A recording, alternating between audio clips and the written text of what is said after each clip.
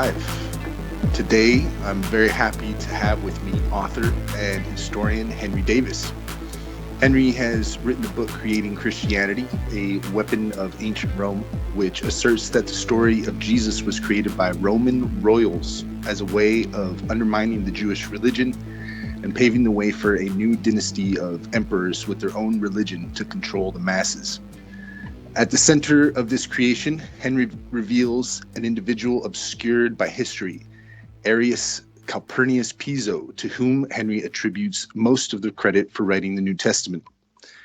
The twists and turns are many, and the individuals involved are often hard to pinpoint, but with Henry's help, we will take a high-level look at this very specific time in history that has been obscured by time and agenda, and try to unravel a mystery 2,000 years old that has driven the course of countries and kings and been responsible for amazing works of art, architecture, and altruism, as well as wars and violence. Henry, thank you for talking with me today. You're welcome. Thanks for inviting me. By way of introduction, I'm going to just kind of explain my own interest in this discussion. Like many people, I was raised in church. I went to theological seminary after high school, but eventually experienced a crisis of faith that led me away from my faith, family, and friends and into the wilderness of skepticism. Over the years, I have continued to look into new revelations regarding the Christian faith, such as the discovery of the Gnostic Gospels in 1945. When I recently discovered the work of Henry Davis, a whole new stack of questions emerged, and that's what we're going to talk about today. So we've got a lot to go through. And before we start, though, I think, Henry, just to kind of kick things off, like I said, I went to church and kind of went to Bible school and, at some point had that crisis of faith and went away from what I knew growing up. But I'm curious as to what it is that got you into this interesting discussion. Well, personally, I've never really been brought up in a religious kind of environment. So for me, it's purely historical fascination. I wanted to formally study ancient history and documents and primary sources. But back when I wanted to do that, I suffered with a lot of anxiety and lack of confidence. So I embarked on I embarked on trying to teach myself as best I could, knowing that of course I was always going to be limited to what I could understand without going through a formal education. So I tried to read the work of popular historians and researchers of this period of time, which helped a great deal. And then as I was doing that, I suppose I had the questions of how Christianity fit in to the time period that I was studying, because I could see how the other religions sort of came about. But for this one, like many researchers have said before me, it appeared to just exist in its own little world. And there were many questions and issues which hadn't been answered by mainstream academia.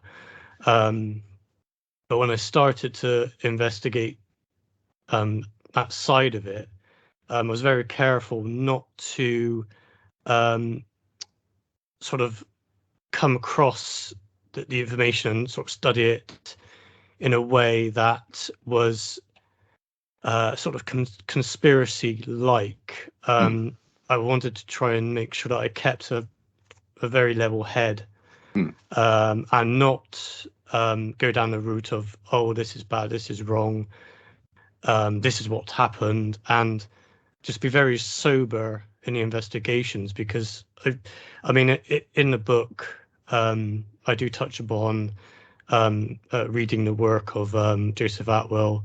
Mm-hmm. I mean, I first encountered his book through the documentary he created, Right. and only As just did I. chanced upon that. Yeah, exactly. And I only chanced upon that. Funny enough, when watching YouTube, I was watching a few documentaries about Roman history, How funny. and for some reason, I don't know why it came up, but that documentary came up and it looked interesting. I didn't think anything about it at that time, but when I watched it, it made sense Yeah. to me based on what I'd already researched. But obviously, at that point, I didn't know anything about what's in the book, so it's taken years to kind of bring myself up to speed with the information. But it's purely an historical thing for me. It's not motivated by any kind of attack on religion or anything like that. I'm purely interested in the historical evidence and facts side of it. Yeah, my where I come into it is kind of getting to where you're at in your mentality, but for 23 years I was heavily steeped in the Christian religion Yeah. and saw it from that perspective, right, from the inside out. Yeah. And then now I'm looking at it from the outside in, and I've gone through a similar journey as yours, having looked at Joseph Atwill's research and several other books as well.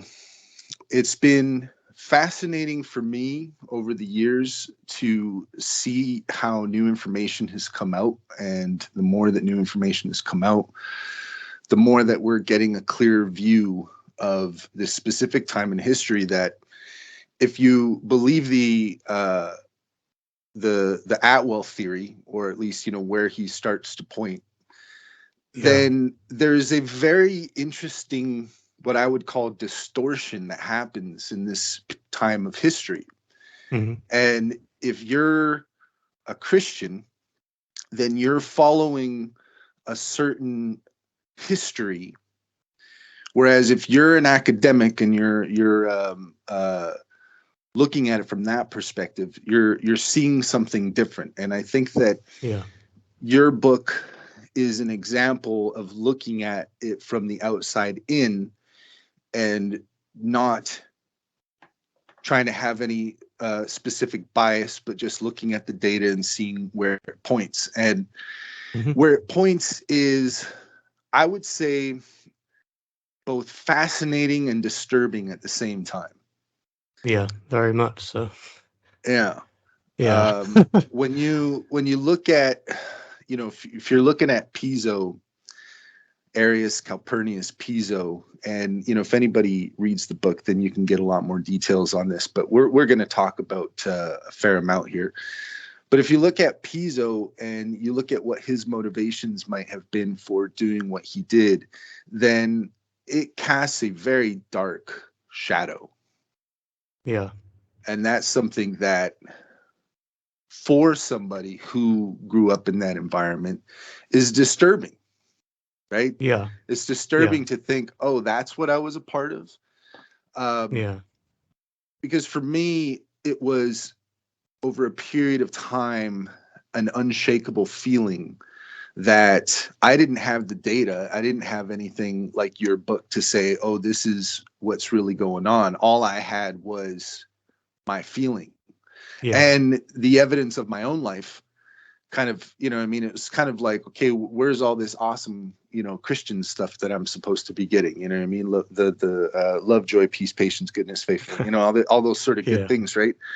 And it's not that those are bad things, but it was like a magic wand that I kept on trying to, use, and it just wasn't working the way that I wanted it to.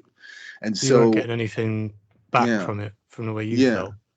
Not, on a very realistic physical level is kind of, if like, it, and also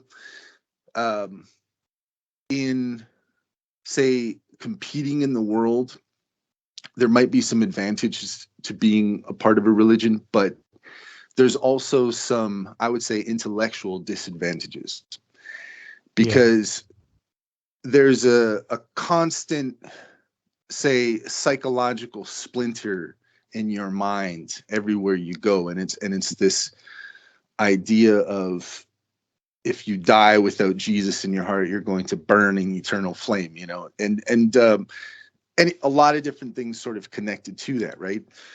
So when you go through the effort to try to disconnect yourself from all of that, and also try to make your peace with it and move on from it, it's very helpful to be able to have a discussion like this. And that is my primary motivation for wanting to have this conversation with you, is because I feel like there's a lot of people who are in a similar position to where I was, 20 odd years ago at this point, where they want to get out. They know that they have an unsettled feeling about the situation, but they can't put their finger on it. And this is, I think, a very special book in that when you consider the last 2,000 years of history and how much has been obscured by time, the opportunity that we have to have a conversation like this and to look through this information is quite amazing. And I relish the opportunity to have this discussion with you. So what I want to do is, let's see if we could try to find a good springboard, because there's a lot to talk about. And I'm sure that there are people who are listening on both sides of this topic. You have people who are true believers, and you have people who are complete skeptics. And I hope as much as I can to be sympathetic to both sides. But what we're going to do is we're going to take a look at this point in history and try to unravel something that has been tangled up for the last 2,000 years. So the way that I would best describe it, Henry, is, so there's two histories. There's the history of the Bible. And if you were raised with that, if you believe that, then the Bible presents a certain history. If you're looking at the data that you point out in your book, and others have done similar work as well, what you do is you pull back the veil and you reveal the wizard behind the curtain, so to speak. Who is the Wizard of Oz, right? And in this case, you're pointing at a guy named Arius Calpurnius Piso. And this is, if you know anything about Joseph Atwell's work, this is like going down the rabbit hole and then finding another rabbit hole and then going down that rabbit hole. That kind of describes it quite well, actually. With the many twists and turns that the research takes, is definitely a lot of rabbit holes that you've got to go down to kind of find out who the actual individuals were. And you really have to understand the context surrounding the situation, the languages, and the culture around those languages. And that, I think, is you have to understand the motivation as well. For sure. For a claim to be made that the Roman aristocracy or Roman elite wanted to create a new law, which is basically what the Testament is, you'd have to show and understand that they'd have a motive for doing that, because a lot of arguments will be that they didn't need to create a new religion. They could just wipe out any opposition. But I think what people miss is that um, engaging in war and using the military wasn't free. It cost a lot of money, and if they could figure out a way to change what their opposition fought in a much cheaper way, then they were going to do it.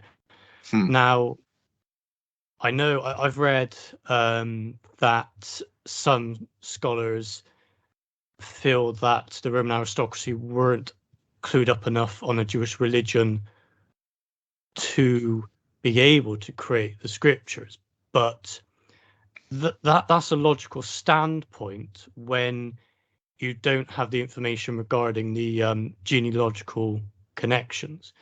So when you understand that the families involved, the Flavians, right, the Pisos, the Herodians were all related, yes, you can gather that, okay, they must have had knowledge of the Jewish scriptures and people to help them. So it wasn't just a Roman family writing Jewish scriptures. They had the aristocracy from Judea, who were their relatives, helping them to compile it. But again, as you say, it's a rabbit hole that you've got to go down to uncover that. The first thing you have to be willing to do is you have to be willing to take the history of the Bible and essentially throw it out the window. Because so often what I find, like when I was reading your book, is there's just so many times when stuff that you're talking about conflicts with the history that I know, that I was taught. And so there's, various moments as I was reading it where I'm just like, well, wait a second, that's not how it happened. But then I had to stop and take a step back and remember that we're looking at two different histories. And when you're looking at the reasons for why this distortion happened, that's a fascinating study. All the reasons, the whys, like why would Arius Calpurnius Piso want to do something like this? What would motivate him to do something like this over a period of time? And that, I think, only reveals itself if you understand the culture, the religions, how they worked, what was at play, the Jewish-Roman War. There's these actual events that happen that we know happened, but it's the events surrounding these events that have been sort of changed, right? And that's what they've kind of, I would say, they're there. The information is there. It's not given in a way that's obvious. Basically, the information's there. It's just not. It's not been given in the history books as this is what happened. They've told that the historians have told what's happened, but they haven't told it in a forthright way. They've used alternate names for certain individuals, but the only way you understand that is by, obviously, in my case, learning from past historians, and then taking what they've written and what they've said about bogus names, and just making sure that what they say about the changes in letters and the rules of the different languages to create new names, just making sure that that is accurate, that we have evidence of that taking place. And when you have evidence of that taking place, then you know that, okay, there's no reason they could not do it for this. So then you kind of push on and say, okay, so this guy, his father is known as this guy, but this historian says that name's fake. Then you kind of analyze the name, and then you connect the dots. So then you can kind of start to see the other history that's buried underneath.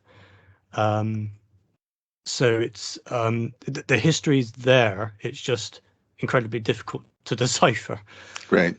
And I think it's, when you consider the impact of Christianity, and you consider how it has been the driving force of empires, it makes more sense in terms of how it was so successful.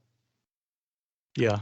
Like that was the sort of one of the questions that I had. Okay, like if it's all bullshit, Yeah. then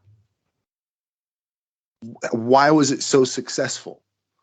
How has it Yeah. continued to be so successful? And this is one of those soul searching things that I had to do for myself, is, kind of looking at the past 2,000 years of history and seeing what the impact of Christianity has often been.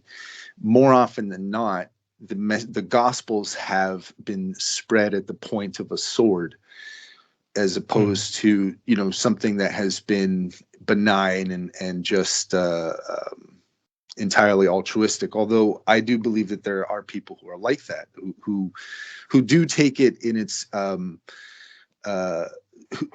best form, and are not aware of how this has been a tool that has been used by people in positions of power for the last 2,000 years, and they're playing from a different playbook than the average person who is practicing just as a norm, going to church on Sunday every week kind of thing. Well, that's the difficulty I face, because in the beginning I wasn't actually.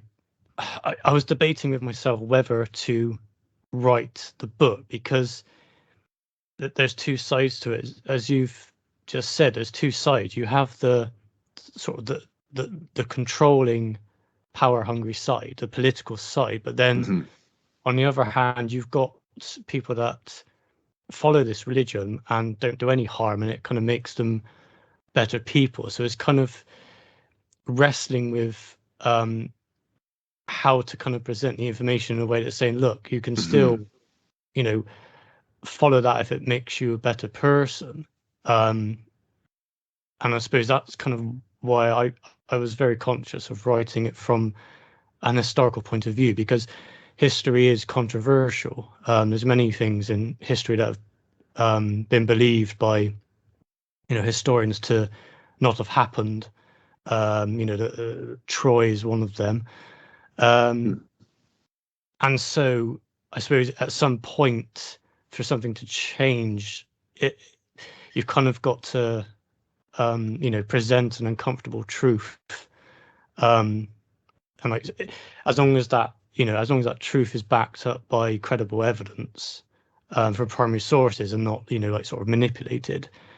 But yeah, it's a difficulty, because I do have people that in my family who are religious, and the nicest people in the world. So that was a battle for me at the start, just kind of whether to write it or not.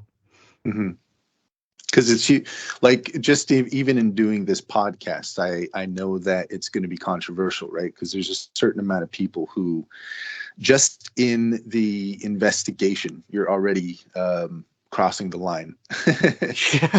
just in asking questions, and sort of like, because that, unfortunately, to some degree, is baked into the pie, where doubting itself is, it's a trick of the devil, right? Right.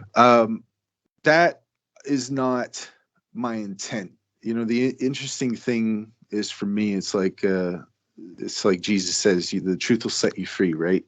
So that to me is kind of a bit of a joke in this, is that it is the pursuit of truth that has led me to ask these questions and to have this conversation with you. So for anybody who might be listening, who this is a sensitive subject, this is about discerning the truth wherever it may lead.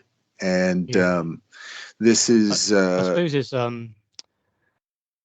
I guess it's about sort of letting go of preconceptions. I think that's a difficult one, because I know it's going to be it's very tough for those who are religious to let go of the preconceptions of how they think this religion began. But I've also encountered it within academia, that there's a lot of academics who are incredibly smart and very sober thinkers, but even then, they themselves, they can't seem to get past the preconceptions of a kind Sure. of conspiracy of, the royals creating something like this to kind of deceive the masses. They don't like the thought of that. Hmm. So it's the getting past the preconceptions is the hard part, I think. Yeah, I think that there's a lot of people who have a default position of they believe that Jesus existed. They just, there's some disagreement on the truth of who he was. And for a certain amount of people, I think they think, oh, he was just he was a wise teacher. And they exaggerated about the things that he was capable of doing and stuff like that. Yeah. But what you're pointing at is not that. It's that there was never really a specific individual that, as described in the gospel. There No. were people that he was based on. Am I Yeah. correct in that? Yeah. Yeah. Yeah. Yeah. I mean, This is again, kind of that's where it kind of gets it's into a like, tricky one. yeah, you kind of have to There's, know more yeah, about, like, if you read the book and you know sort of what Piso was up to and his story, like his life story, and how it dovetails with the information in the Gospels and the information that's in the writing of Josephus and, et cetera, et cetera. yeah, Then it's like you've got the Rosetta Stone, right? It starts to make sense. You could see yeah, how this connects to this. But just getting to that point, just getting to the point to where you can say, okay, I get it. There was never really a guy named Jesus.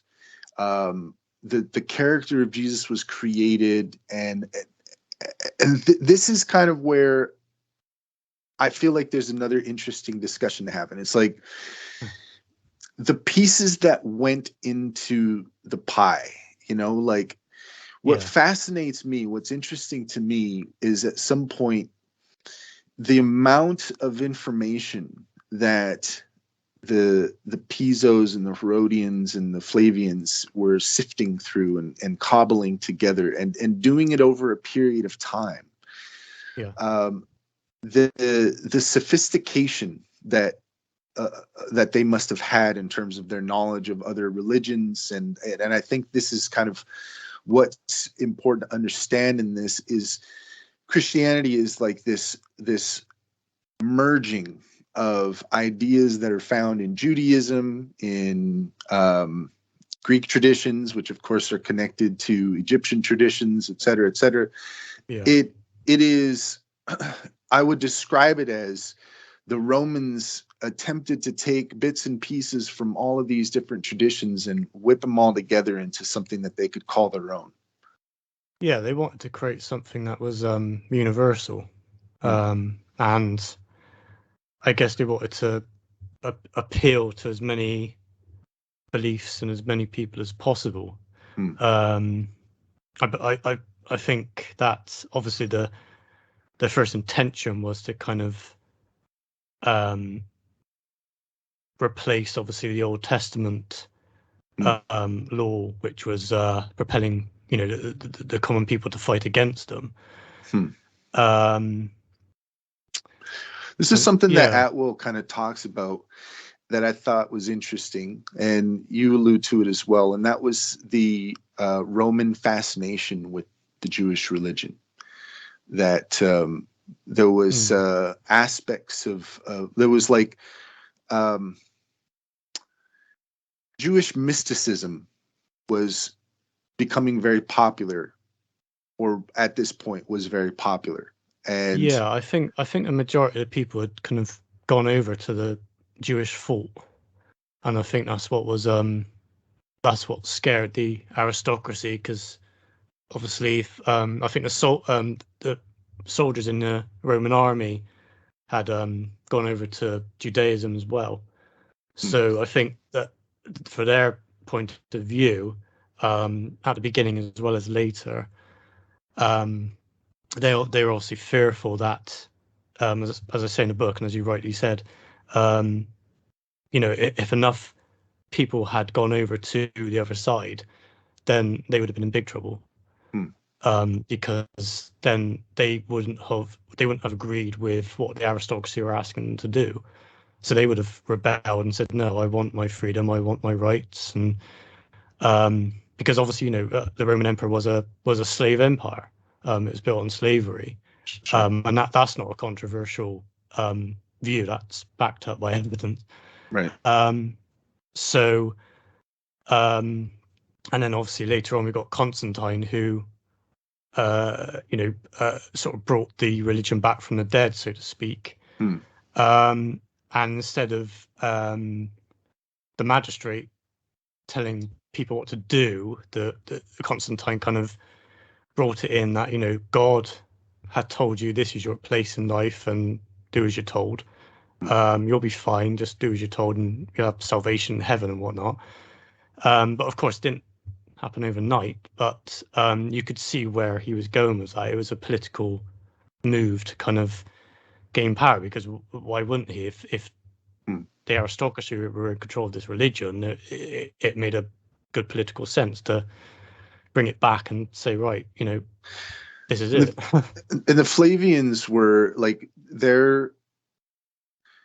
I'm hoping to kind of clarify some of the details here, but the Flavians, their reason for wanting to create this religion had a lot to do with solidifying their power as the new emperors, right? As a new dynasty that they were trying to establish. That to me, when you look at the end of because I kind of see it as like the end of the Caesarian line ends with Nero, and so the Flavians, their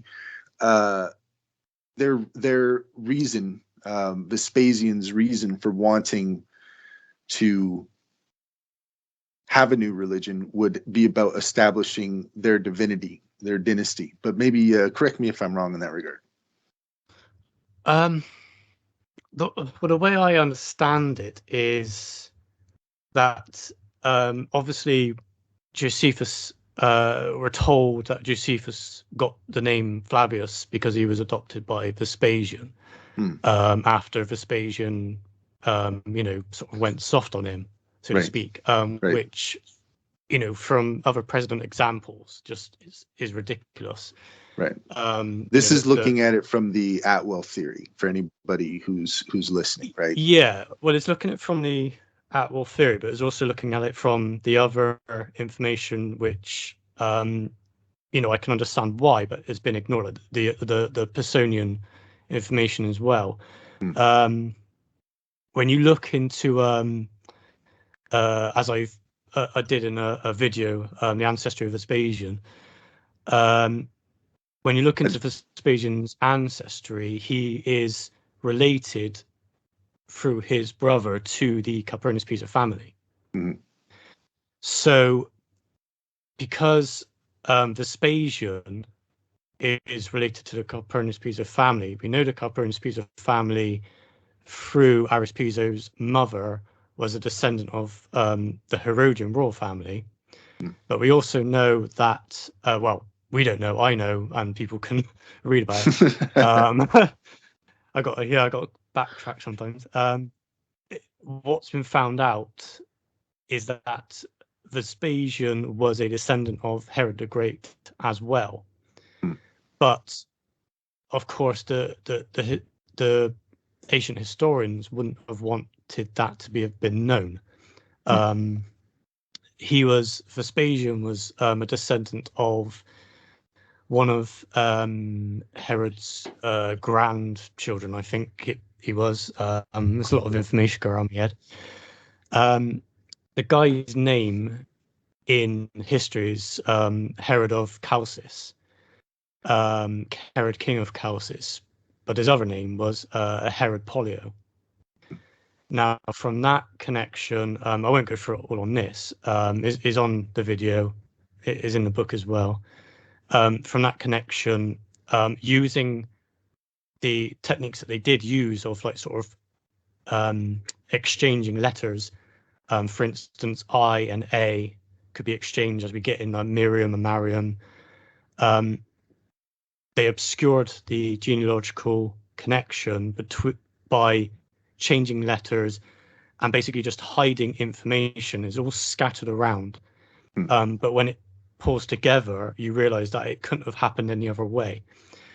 So Vespasian's motivation for becoming emperor and supporting the authorship of the creation of the New Testament would have been a kind of mutual family motivation, because they all had a connection to the Herodian family, who were being overtaken by the Pharisees, which they were against because they didn't want to stop the institution of slavery, and they didn't want a more democratic government. They wanted to keep their lifestyle. So there was a mutual want to stop it.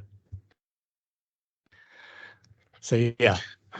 Well, so what I'm going to do here is like just for anybody, just to give some context here. Yeah. So in this period of time, what you have is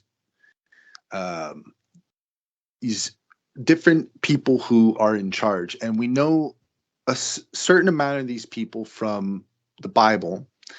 However, there are a lot of names in the Bible that have been fabricated, the New Testament specifically. And we can understand where this narrative takes place in time because of where the story is set, et cetera, et cetera. And this is the history that most people are kind of pulling from, is they're pulling from this fabricated history through essentially 0 AD, the birth of Christ, up until like about, I mean, it's really up until like Constantine. There's just a certain amount of fudgery going on, right? It's a long period. Yeah, and trying to understand what was happening during this time. There's certain tent poles that you can kind of, in your mind, that you can kind of grab on, especially if you understand the narrative in the Bible, the New Testament. However, there are certain things that you just have to kind of throw out the window, because unless you understand the agenda of the people who were writing the Gospels and what was going on at the time, then it's all very like, it's a riddle. Right? It's just riddles within riddles within riddles. And one thing I would say, Henry, is that a certain amount of this information is very difficult to understand when you're dealing with it in English, I find. Because, like, for example, I'll use the name Jesus, right? The name Jesus is an anglicized version of the original name, which is, I'll pronounce it Jesus. That's pretty much how you pronounce it. Jesus, or there's different, there's however, it kind of sounds more like in Spanish, Jesus, right? Because it wasn't Jesus, it's more like IESOUS. It's kind of like Joshua or Yeshua kind of thing. But then it's the different Greek variation of it, right? But this is where, if you understand about the Pisos and the Herodians, and you understand the information that they were sitting on as aristocrats, what I think is interesting in this is the sophistication of understanding. Because they do understand numerology, they understand astrology, they understand Egyptian traditions, Greek traditions, Judaism. There's a very deep understanding of different things that is obviously that they're pulling from in order to be able to bring all of this information together in the way that they do. And and it's in order to understand how they were able to create the story of Jesus, and why I think it has been so powerful over the years, is because the Jesus story does pull from so many different traditions. Yeah. If you know ancient mythology, if you know things about Horus, and you know things about Dionysus, and the kind of different stories, and you kind of see how these things fit into Christianity, and what Christianity was trying to do was trying to take these traditions and kind of repackage them, right? So one of the Yeah. early first things that you kind of see is you see an attempt with Christianity to change some of these temples, right? To transform some of these pagan temples and turn them into Christian temples. Yeah. They're basically transforming. Yeah. There's something that's been I wanted to bring up to you. I very recently read this book, The Immortality Key by Brian Morescu. Are you familiar with it at all? No, I have to say I'm not. I'll have a look at it.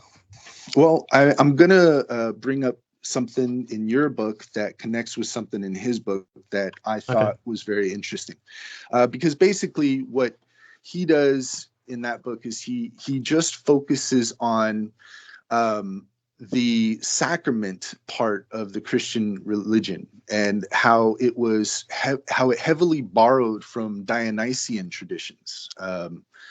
The worship of Dionysus or Bacchus, and he goes into deep detail about what the worship of Dionysus was all about, and that it was heavily focused in pharmacology, and that early Christian sacraments were using spiked wine.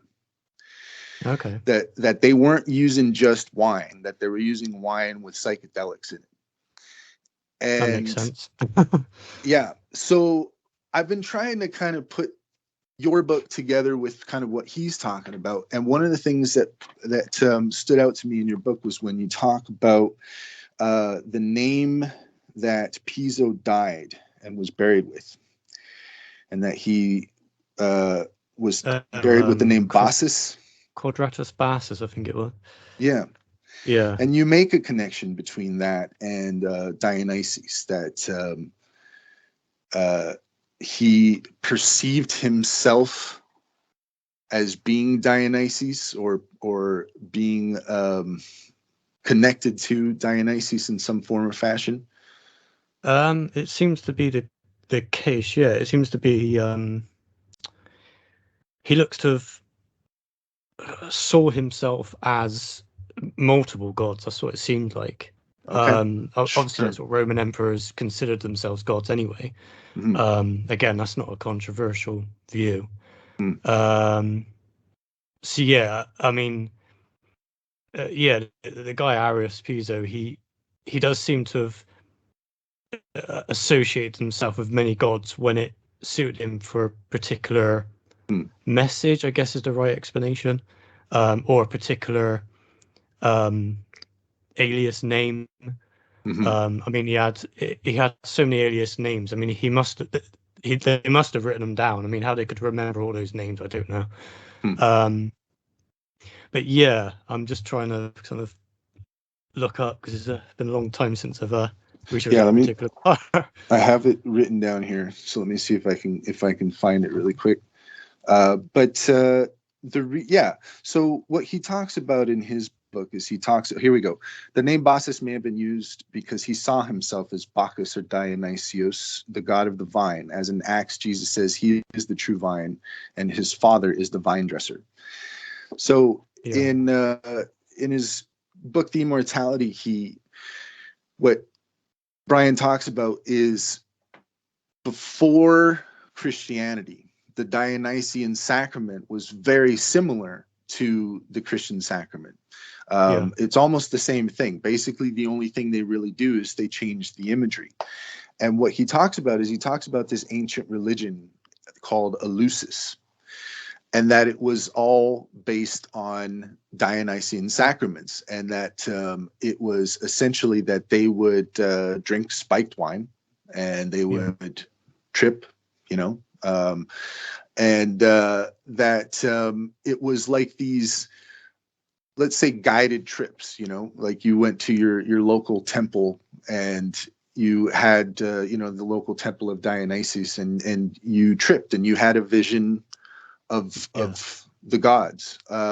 Now, what I think is interesting is, to me, it seems like it's like these guided trips, right? It's like you're tripping balls, but then you got some dude next to you who's telling you the god Dionysus is coming. Can you feel him? And so I kind of see the same thing happening with Christianity. I see the early services, or whatever you might call them, was they were tripping to this new God that they had created. They had created this this idea of the Son of God, and so and it was all just borrowing from previous traditions, right? So what he's kind of is, just to put a period on it, basically what he's saying is that the early Christian traditions were heavily steeped in the use of psychedelics, and that was a part of the wine, the blood and the body of Christ. The blood of Christ was this Dionysian wine. It was wine that was spiked with psychedelics, and then they would have visions of Christ or whatever, Yeah, I mean, we know that there was obviously temple oracles that people went to see, and they sat over vapors, and they breathed in the vapors and had their quote unquote vision. And then, I mean, if that is the case with what you've just said, if they did drink and they were drugged, I mean, I'm not going to say that's what happened, but I can see it definitely happening. And then double that with them being read to, because they wouldn't have read the scriptures themselves. So if they were drugged and then read to, over say a period of time, I could imagine them, slowly coming around to the new law or religion. But with that understanding, we've got to be careful, because we know that obviously they created churches in Asia, like Antioch and Ephesus, places like that, which were obviously known for brothels and prostitution and vice. And so we learn about what the churches were because of the New Testament. It actually tells us. And interestingly enough, which I've got to do a little bit more, or a lot more investigation into, is that the travels of Pliny the Younger parallel the travels of Paul. So I've got to do a bit more research into that. Quick question about Pliny. Was the original name Plinios? Gaius Plinius Secundus, yeah. Okay, and Pliny is just kind of an anglicized. It's pretty much just a translated name for it. Okay. Yeah, pretty much. Yeah, that's correct. Yeah, that's kind of what I mean. There's some things that they're somewhat confusing because they get translated in English, and then it's like it gets muddled that much more, and you're kind of like Pliny the Younger seems like such a like something out of the Canterbury Tales or something, like, I don't know, you know what I mean? So it's a little so the fact that his name was Plinios, I'm like, oh, that makes more sense. Yeah, exactly. But yeah, I mean, going back to people converting through hallucinogenics, we have to be careful that we read that there was trouble with the churches in Asia, and right, you conclude because they were getting drunk on the wine, right? No, I believe I've got a video coming out soon about Constantine, and part of it includes what why the church was dead in a sense until Constantine started to revive it, because the churches were in Asia, and then from what I believe, again based on the evidence, is that they were using people weren't converting to the religion. That it wasn't becoming successful, so they used what had been used in the Jewish temple and in other places. But they basically use like temple prostitution, and there's evidence of this by numerous past scholars of little chambers where you would go and join. Basically, there's various words for it. So they join up and they'd do the deed, all as a as a religious sexual ritual. So what there apparently there's archaeological evidence from the early churches that there was small chambers built into the converted churches that so-called Paul was making, and they were resorting to sex, basically to get people in. And the evidence for that is that there's actual, like you've said, multiple layers within the New Testament. So on one layer, you kind of, I don't know, have a passage saying, she covered my feet with fluid, etc., etc. But when you realize that feet and hands in these passages are euphemisms for the phallus, the penis, then you read it in a completely different way. Right. And we know that the feet and the hands were synonymous with the penis and the vagina. So you can't really get away from it because you know that that's a part of it. Right. So this kind of goes back into, there's a certain amount that would make a lot more sense if you lived in the time and were familiar with this again, and it's where things get that much more obscured when you get to the English translation, later translations of the Bible, because now so much more of the meaning gets that much more obscured. Exactly. But its ultimate intent, which is used to pacify the masses, it's still being used for that, right? I mean, I guess it's kind of it got easier, didn't it? I mean, you have like sort of Luther that translated the Bible, right. Because the people couldn't understand the Latin, and he wanted people to be able to have a personal touch with the Word of God. Yes. And that became controversial because the church no longer had control of the Word of God, and the printing press came in. I mean, if you think about it in a way that the church leaders were trying to spread the word of God to as many people as they could, it makes no sense that they didn't like that the printing press was invented and it could produce Bibles. Sure. You'd be thinking, well, I can spread the word of God to many people. Oh, no, don't do that. we don't want people knowing what's actually in there. And yet, ironically, it has continued to be successful, but it's just transformed, right? It's morphed into something different, right? That's what Martin Luther did, and then it's interesting. That's kind of. I was raised Protestant, Pentecostal. Okay. There's so many different variations of Christianity.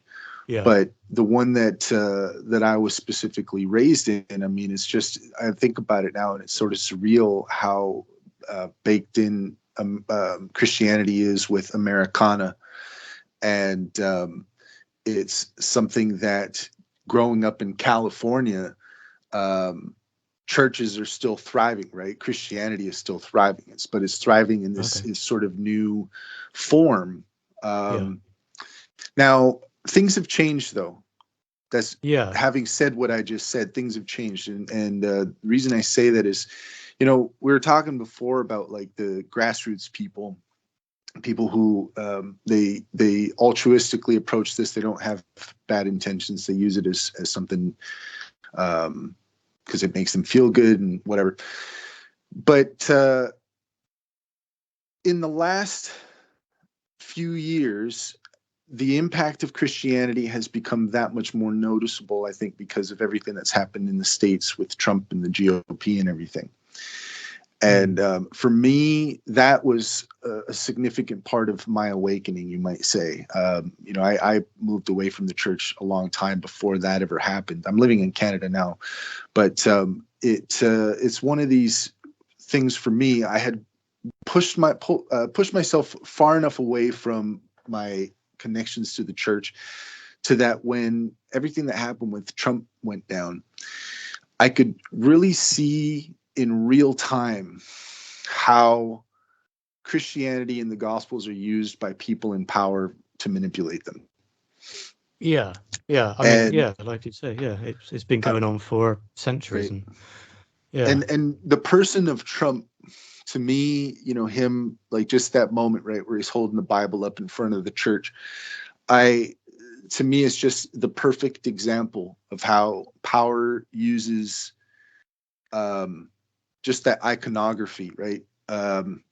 He has no interest in the Bible whatsoever. You know what I mean? Like, he's not a moral man himself, but he understands that he can use the Bible as a way of he's a great manipulating people. Yeah. I mean, I don't know much, obviously, about him, but from what I've, especially when he was in office, over obviously based in the UK, we saw some footage of his rallies and speeches, and I mean, over here, I mean, we didn't really take him seriously, I don't think. None of my friends did. I'm not really any political side or anything to do with the US, because it's not my country. Right. But I could tell that he was a good manipulator for those that were easily manipulated. For those that weren't, you could see it in the papers, on social media, that they just thought he was just insane. And that's, it's weird. It's like sort of a clash of I don't want to say intelligence, but a clash of ideology, I suppose. Sure. It's a little bit of both. Yeah. But yeah, I saw it unravel in real time, and it was something that for me was kind of just surreal over the days and months to kind of see everything happening, because it really showed me how easy it would have been for me if I was a young kid growing up in this environment to be waving the MAGA flag, Yeah. I'm well past that at this point, but I was able to see it. One of the things that happened that really showed me the kind of individual he was he went to a very prominent Christian speaker, psychologist, is a guy named Dr. James Dobson, who a very popular radio show for many years, et cetera, et cetera.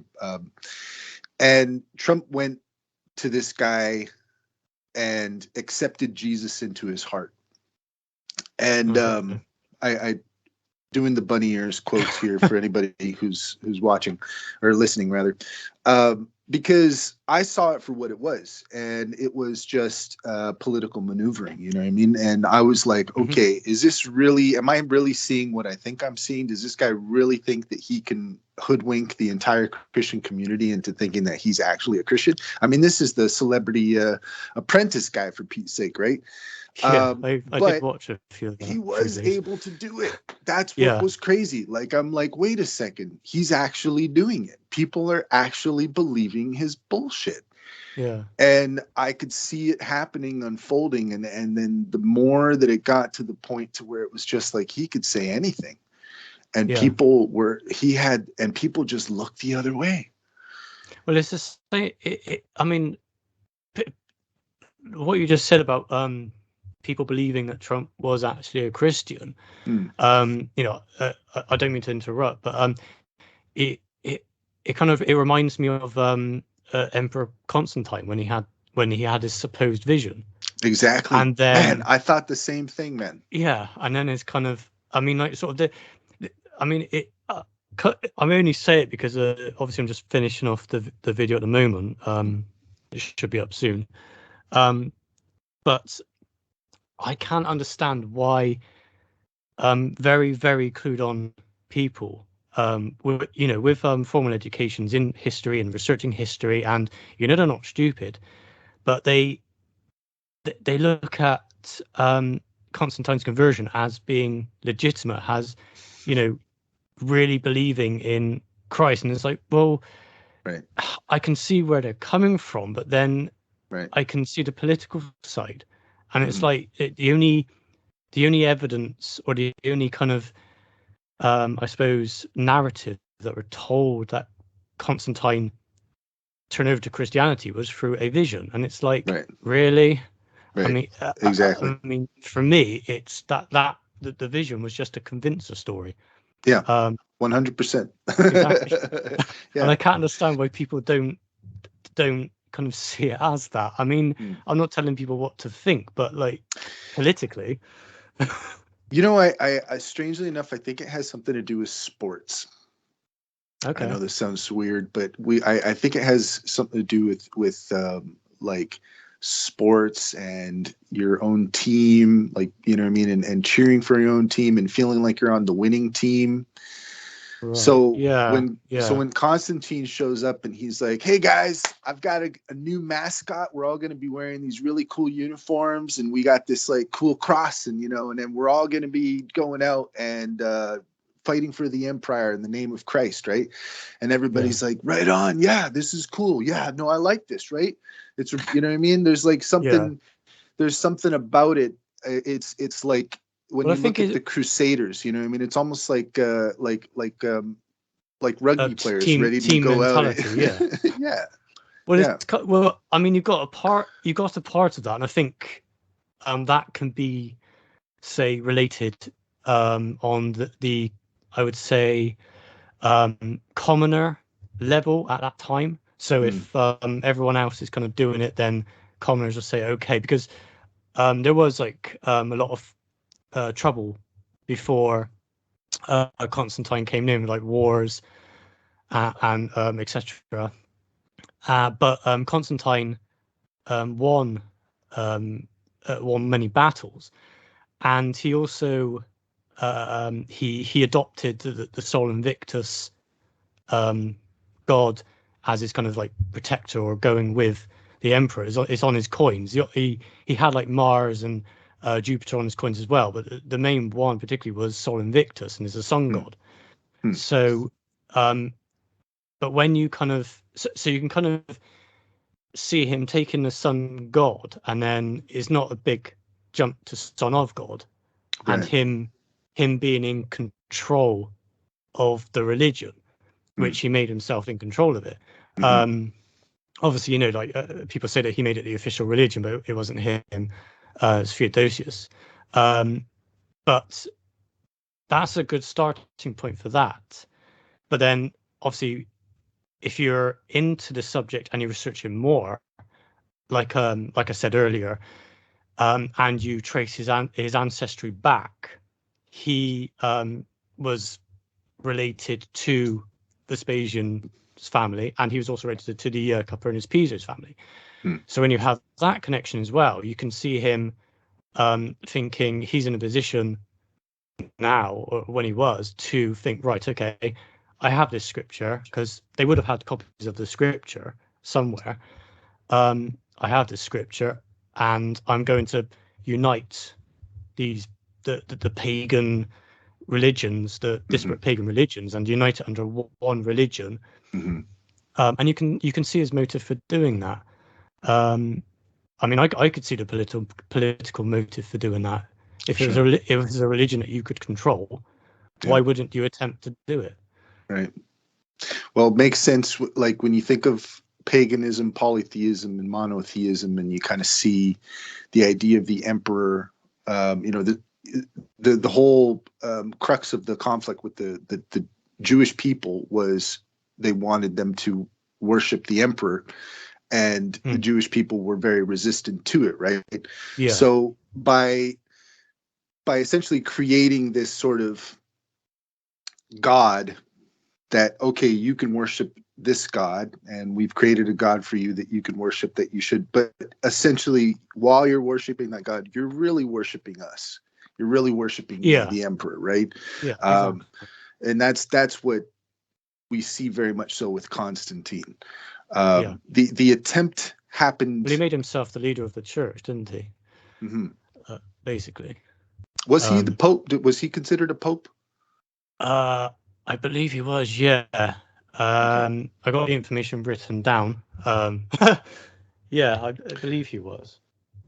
Yeah, I really would like, part of what I'm kind of going for here is I almost want to visualize this in my mind as though it was like an amazing television series where you're watching the life of Arius, and you're seeing the different things that he kind of goes through and how that eventually gets him to the point to where he creates this Josephus character, and he creates this Jesus character, and he is creating all of these characters and writing under all these different aliases and everything. It's really quite mad when you think about it. It's amazing to some degree, but when if you could see that, and you could see, what I would like to see is the gospel, the Q document first being written, and what did that look like? What did it look like before the different details were added later on? And well, I think the Q document from evidence was merely, well, I say merely, I think it was a letter, because obviously we have the connection between Seneca's writing and the New Testament, and there's a letter from Lucilius, which is basically another variation of the name Lucius, writing to his friend Seneca, or a new book by Lucius, I think it's called. And when you read what Seneca says about it, you can tell that it's kind of the beginnings of like a rough draft copy of the first kind of gospel, the tone of it.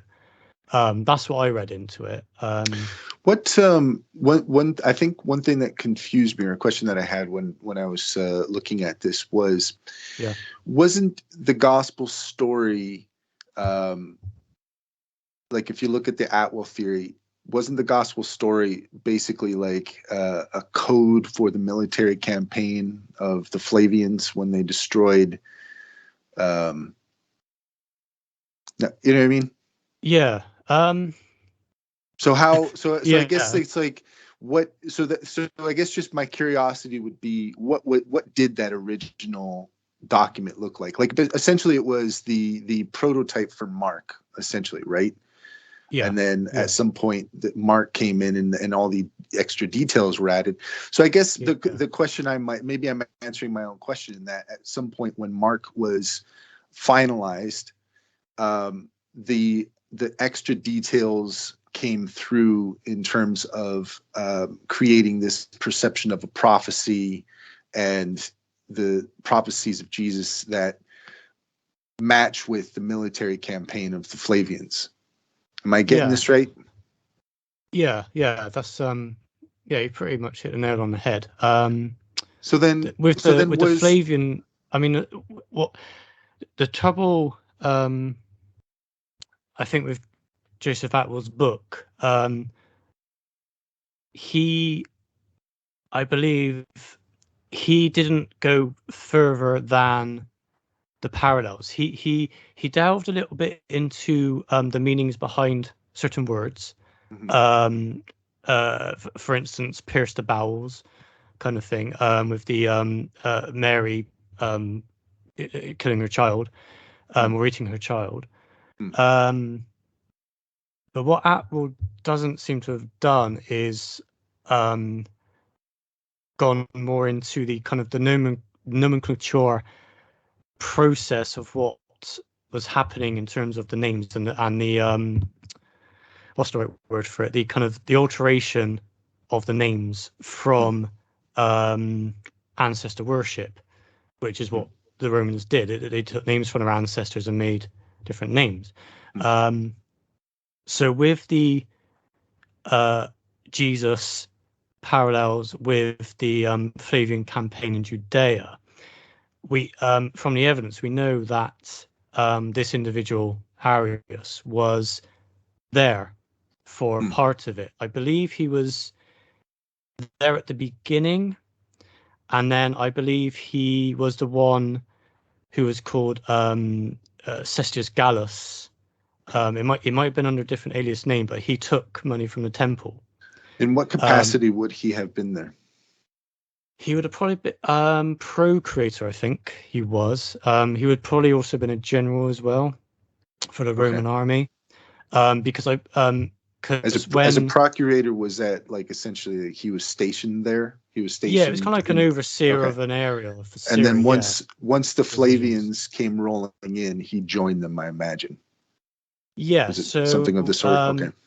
So when the trouble started, and the Pisos and the Herodians and Flavians decided that something needed to be done, they obviously started to work on the New Testament, and I think because they wanted to quell the rebellion, but Nero, he seems to have not wanted to do anything about it. He seems to have been sympathetic to their cause, because Nero wasn't he wasn't a fighter. He was a creative person. Right. So in the Gospels, we can see the evidence that it looks like they writ the Gospels as acts and scenes to appeal to Nero. So it looks like they would have taken that to Nero to get his permission to carry it on. Interesting. And something is either Nero didn't want to do it, he was against it, or his wife Poppia may have been against it. And then later they were able to convince Vespasian. Is that essentially what you're pointing at? Yeah, in a way. Again, it comes back to Nero said no, and it looks like they carried on creating the scriptures behind Nero's back anyway. Right. And then there was the Fascination conspiracy. Right. To and they were exiled, and they were exiled. And one of the people recorded in history as being exiled was I may be saying this wrong, Assasinus Paetus, and that's a name that the Pisos used. Now, Assasinus Paetus was exiled to Syria to act as governor, and while he was there, we hear a little bit about him in one part of Josephus, quote unquote Josephus. And then Arius writes as Josephus, and he puts himself in as different names. One of them being Cestius Gallus, goes to the temple, takes money from the temple, and then I believe he incites like a riot. And then I believe Nero exiled him again to Pannonia, which is like the other side of Italy, so far away from Syria. And then I believe that because the Pharisees and the people were getting out of control, Nero had to do something, I guess. And so then he entrusted Emperor Vespasian, who we're told was a beekeeper at this point, to go to Syria and put down the revolt. Now, I would have thought the reason why Nero did that was because he didn't see any danger in getting Vespasian involved. Obviously, there was. This was not many years before, but years before Vespasian would actually become emperor, right? Yeah, he wouldn't become emperor until partway through the campaign, because he left for Rome and then left his son Titus in charge to bring down to complete this siege on Judea. But what we're told is that Vespasian's rise to become emperor was because he had the support of the army. Now, that is most likely true. He probably was a good general, because the royals were taught how to be generals. They were taught about warfare and tactics. But what they weren't told, from what I can gather, is that he was of royal blood.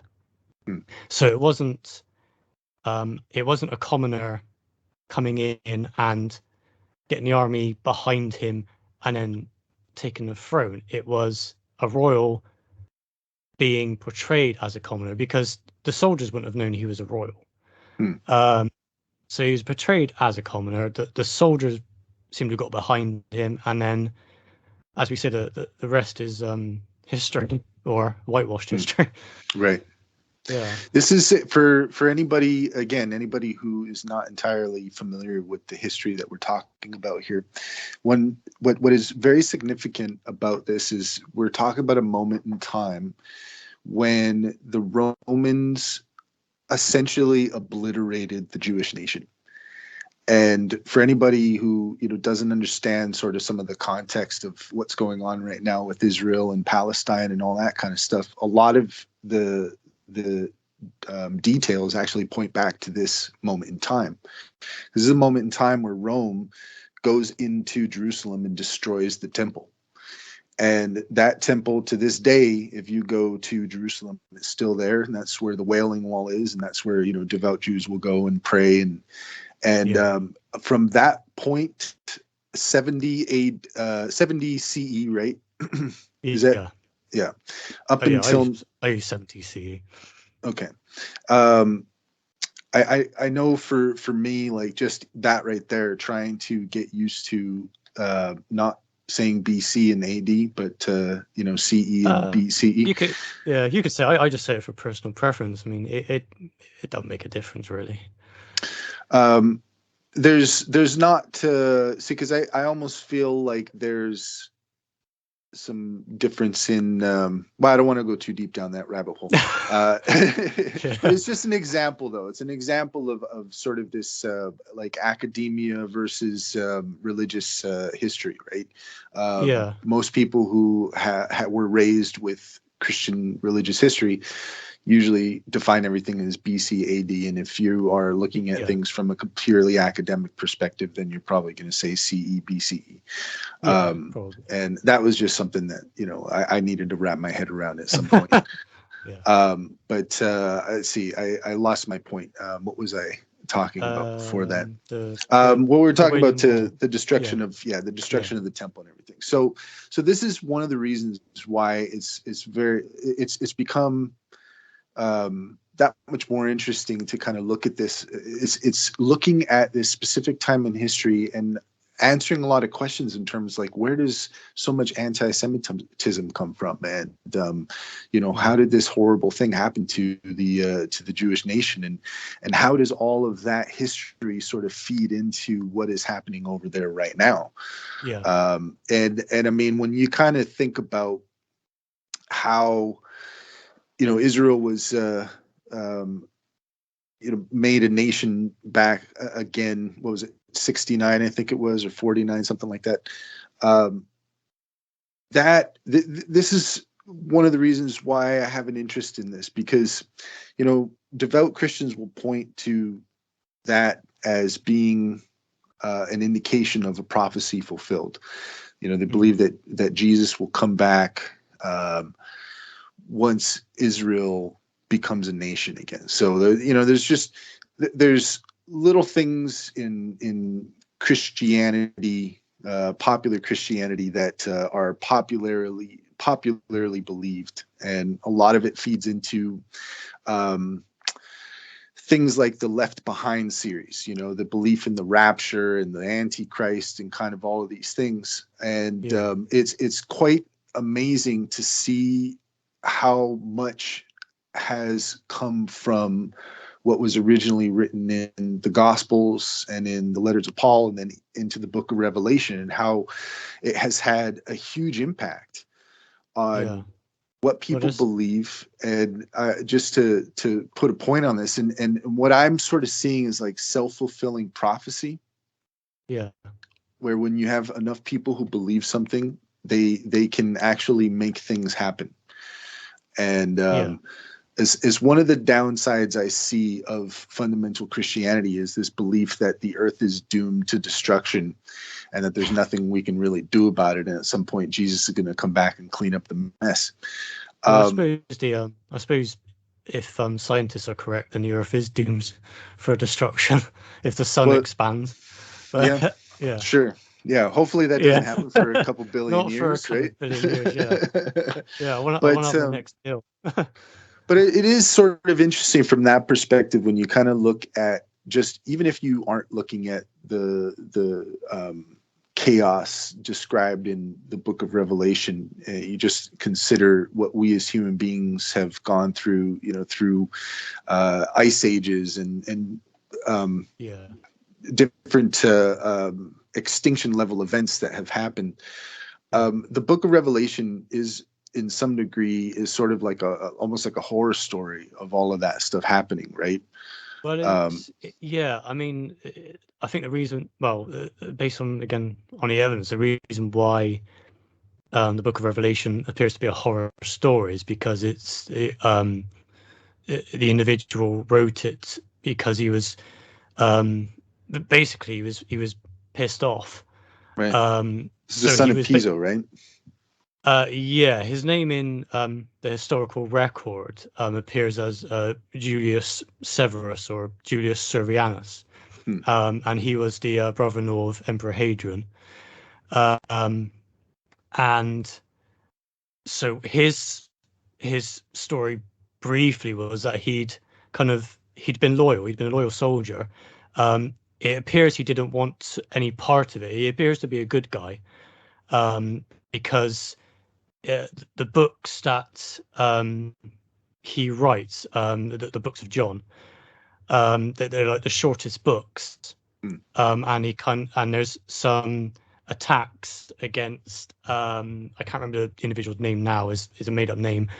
I think it's attacks against his father being arrogant, and so they're the shortest books, and then he appears to have been given permission to kind of write the end of the book. And in Revelation, it looks like he starts writing it, and then in Revelation he's got a title, "They will walk upon Jerusalem 144 years or whatever it is, 144 months I think it is, which turns out to be like sort of 3 years, which is the exact period that the what is it, the next Jewish revolt lasted, that he put down, not the Masada one. It's gone out of my head now. Hasmonean? No, it's the sorry, my brain has gone froze. No, this after the destruction of the temple? This was after, yeah. Oh, okay. It was when, just trying to find it now. I should know it off by heart, but it was, where is it? I'll think about it in a minute. Basically, Julius put down another revolt, and he'd done his job. And in the historical record, it seems like Hadrian was going to make him or his son or grandson the next emperor, because it looks like by this time Julius was around 90 years old. He may have been a little bit younger. And so when Hadrian agreed to let Julius's son or grandson become emperor, it must have seemed like everything was fine. He was getting his reward for being a loyal soldier and being loyal to the family for writing some books.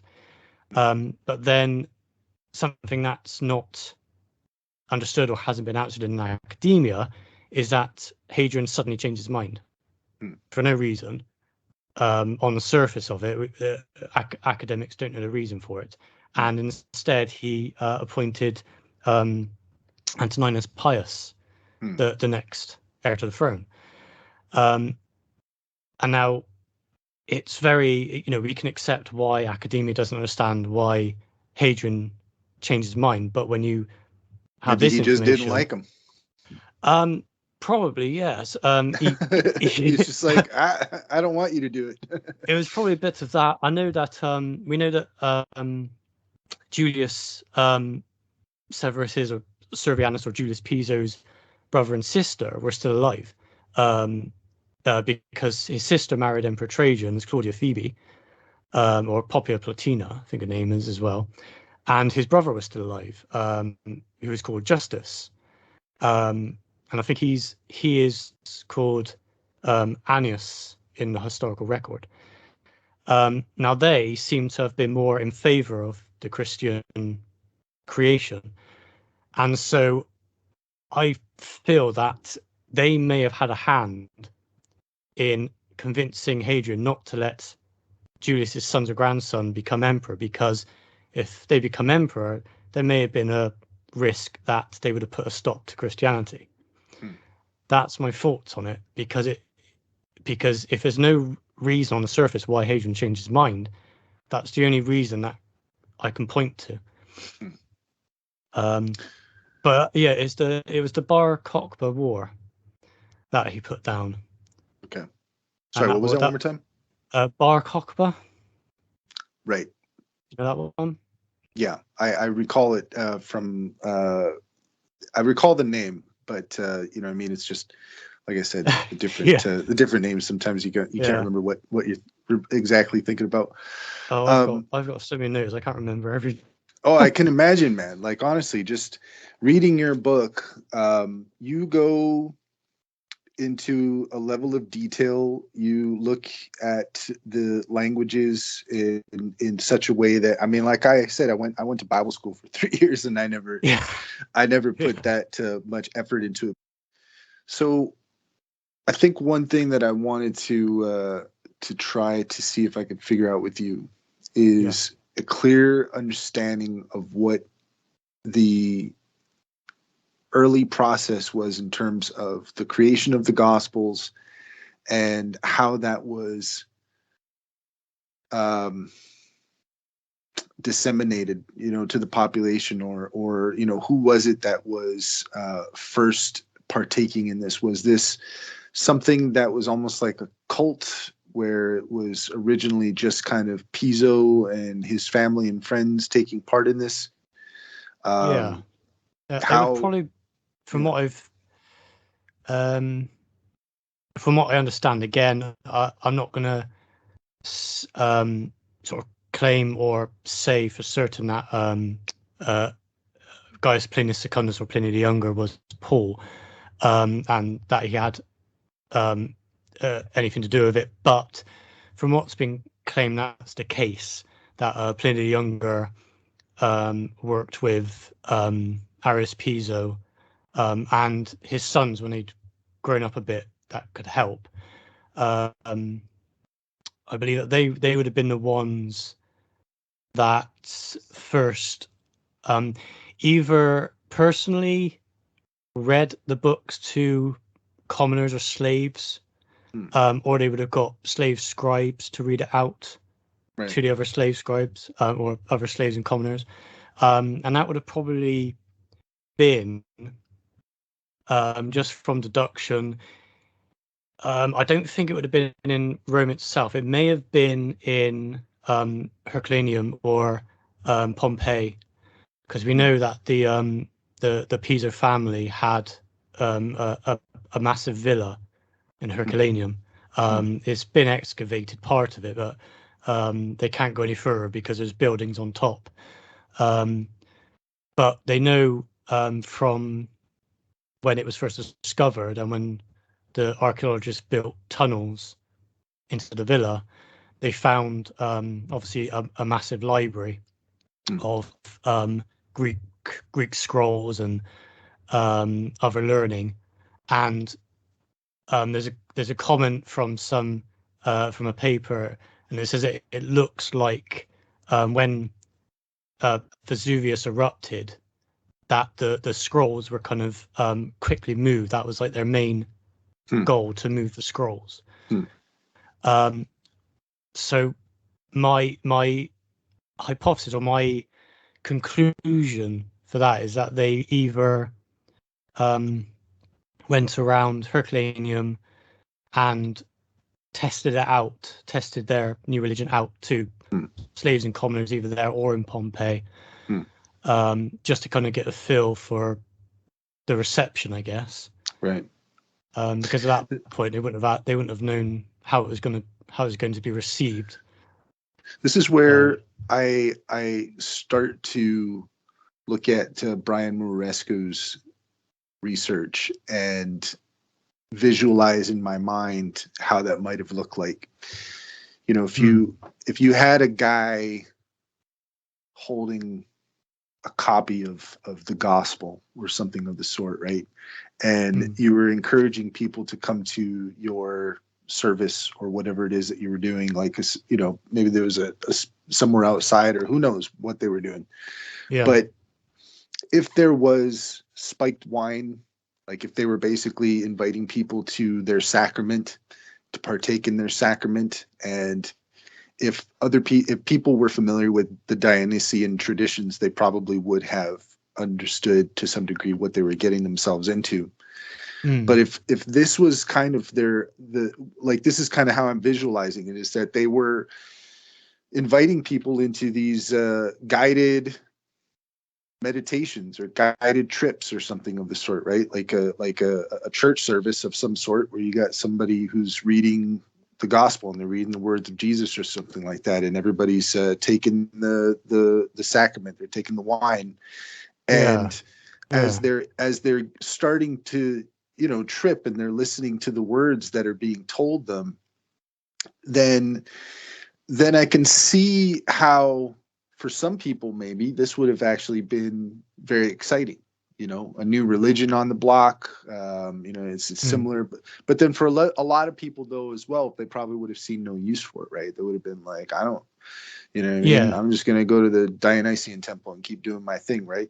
So exactly. It's not until 300 years later with Constantine that maybe you really start seeing a push to transform these pagan temples into Christian temples, and that's kind of the history of Christianity, right?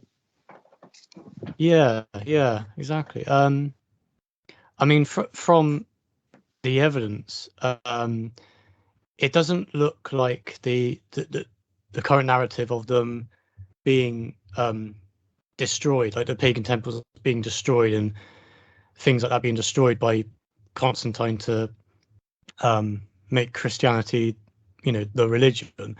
There doesn't seem to be any archaeological evidence for that, which is fine. It seems then that that then supports the kind of subtle political agenda of Constantine. So if, like you say, you know, like 300 years later, when it sort of starts to kind of gain steam,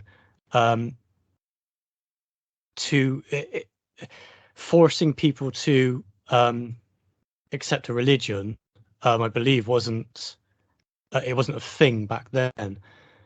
So I can see that what Constantine would have possibly done, or what he would have thought of, which mirrors today's politics, is like a subtle change. So destroying pagan temples would have done nothing but anger people that were still following the pagan cults. Sure. So instead, I don't think it was a destruction as much as a renovation. Yeah, they kind of renovate. I mean, I know a lot of people have said that Christians went around destroying thousands of temples and whatnot, but there's literally no evidence for that. Is there not? There's not evidence that, like, because what I'm recall hearing, anyways, is that there were, temples devoted to Mithras that were then changed to be Christian, or Oh, yeah, they might have yeah. like sort of changed what they were used for, but the narrative that seems to go around is that they were like, like just dismantled or destroyed. The actual physical pagan temples were destroyed, but that's not the case. Like you said, they were reappropriated. Right. And A lot of these old churches, right? You yeah, peel back some of the layers and you're looking at pagan symbols and stuff. exactly. Yeah. Yeah. And what seems to have been the case is that.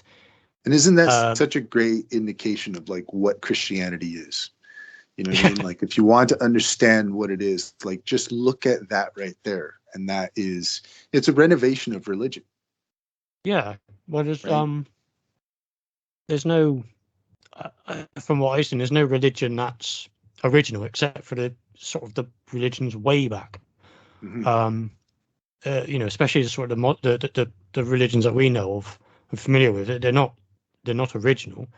But with Constantine, it would be a fact of stopping the financial support for the pagan cults and gently easing the money away from the pagan temples over a process of time, and then so that there was no reason for the Roman elite to sponsor those religions because it was no benefit for them. They weren't getting any money from it. So then it's a kind of shift from pagan, gently shifting into Christianity.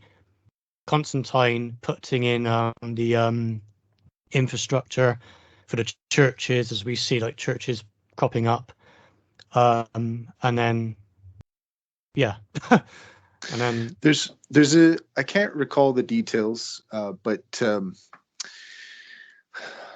I can't remember who the researcher was, but I recall reading a book or watching a documentary, and it was talking about a previous.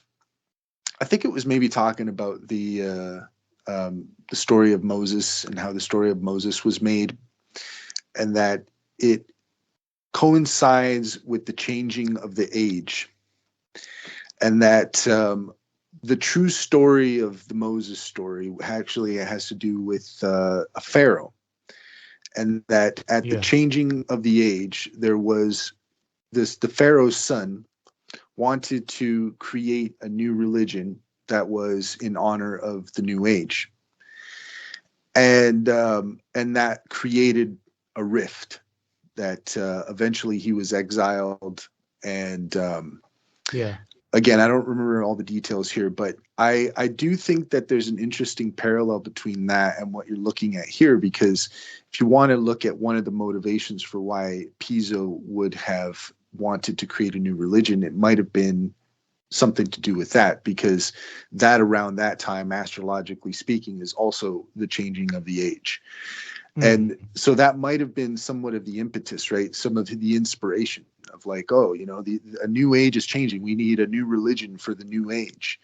And if you think about it, I mean, with the Egyptian pharaohs, we hear of the Egyptians coming from Egypt into settling into Judea.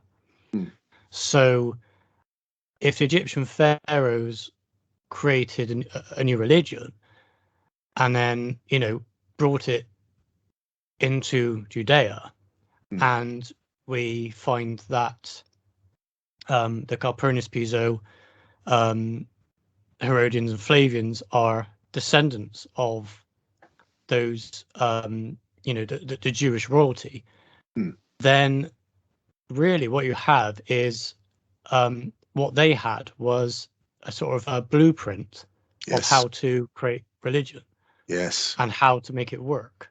100%. Not saying that it's going to happen overnight, because obviously Judaism was so strong, but they had the blueprint there.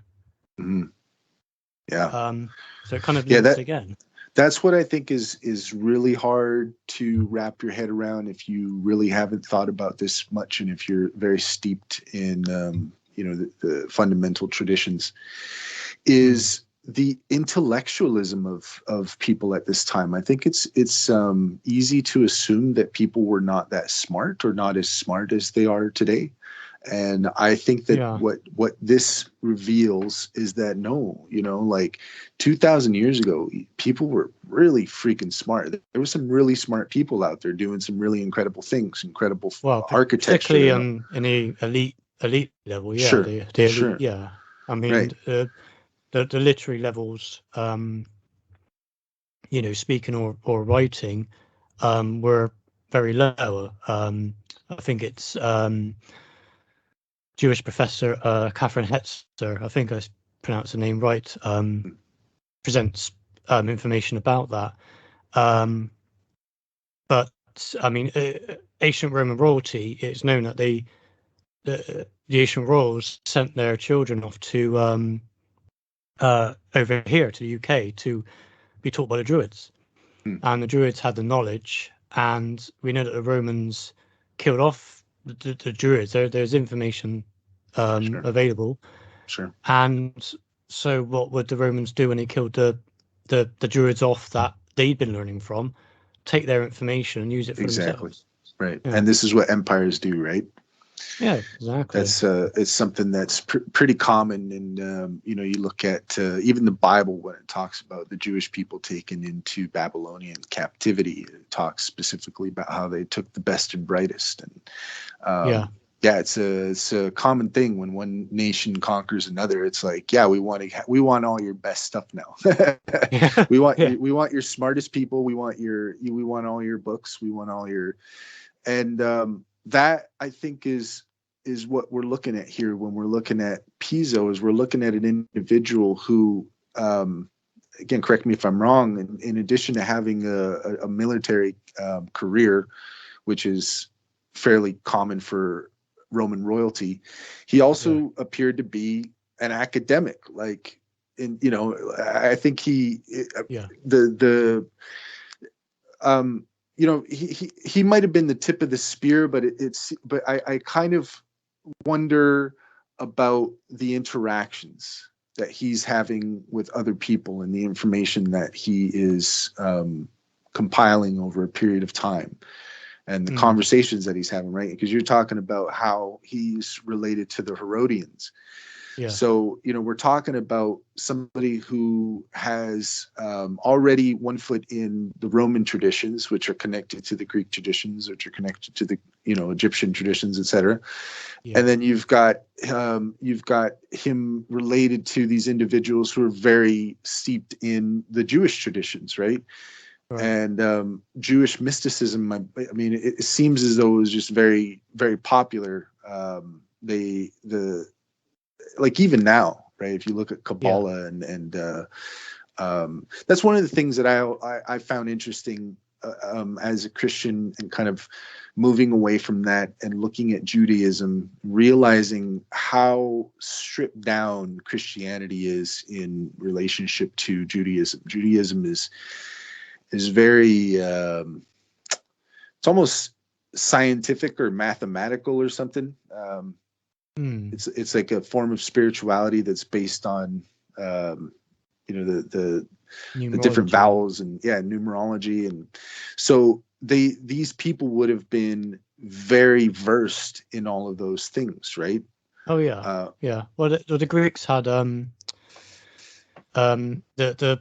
writer known as Plutarch, which again evidence shows that wasn't the real person. In his work, we have a thing called isopsephy. I think that's what it's called, and it's basically a game of using numbers to create names. So we have examples of it being used, and I think that's one of the things that's confused me, is that we know these different things were used, and we have other examples that aren't linked to Christianity, but they're being used at the time. And for me, it baffles me a little bit that when numerology is mentioned in the Bible concerning this information, it's sneered at, or it's called, called whatever names. But if you, I don't know, for example, with Nero being depicted as the beast, Right. and saying that his name, Caesar or Kaiser Neron, is presented in 666. Now, that's fair enough, but when new information comes to light, as has come to light at the moment, that at the time when we think about Christianity, the understanding of Christianity at the moment is that Nero wouldn't have known anything really about Christians. A Christian religion wouldn't have been separated from Judaism if we're thinking about the current understanding of it. Sure. So when we look at that, and we see that Nero couldn't really have been a beast because of the way he seems to have been a man of peace, then it kind of gets stripped away. But then again, if you go back to the Flavians, Herodians, Pisos, when you realize that you look at the number 666 again, and even 616, that it spells out the name Christ Flavius Josephus, and it doesn't even take a lot of work to create that name out of those numbers. And when you mention that to people and you say, well, Flavius Josephus is in the right context and relevant to the subject, I think I spoke to one person, he was religious, and he came back with a remark, well, Barney the dinosaur can be made into 666. And I was like, yes, but I'm pretty sure Barney the dinosaur wasn't alive at that period. It wasn't a thing. So it's like it's a bit of a silly argument. But when you kind of sort of say that and people sort of reject it, I'm like, well, why? Why would you reject it? We know that this guy who called himself Flavius Josephus is linked to the New Testament. And then they say, well, we can't make Josephus's name out of 666. It doesn't compute to that. And I say, well, when you think of it from the Latin perspective of the Roman elite, the Latins, in Latin, there's no symbol for zero. They didn't have a zero. It was the word pneuma, I think is the correct one. And so if they are writing and they're thinking about it in Greek, which did have zero, then they can easily take the zeros away, present a name for themselves, thinking in Greek, but, sort of thinking between the two languages. There's absolutely nothing to stop them from doing that. And I suppose there's things like that I don't know. I wonder why it's not been looked at before. Well, again, I think like my brain goes back to the fact that English distorts a certain amount of the meaning. And unless you can sort of put yourself in the shoes of somebody who, like you're saying, is of a Latin background, but understands Greek and understands Aramaic and Hebrew and understands the interplay between the languages. I'm a bilingual person, so I can there's when you're bilingual, there's you can understand certain nuances, and there's even jokes, right? That's kind of one of the things I think you point out in your book, is that if you understand the context, then there's these little jokes that are in there, but you have to understand Latin, Greek, Hebrew, and numerology, and you know what I mean, to get the joke. Well, you kind of have to know that's what's going on. Right. If you don't know that that's what's going on in the first place, you're not going to be looking for it. You have to have you have to have a starting point.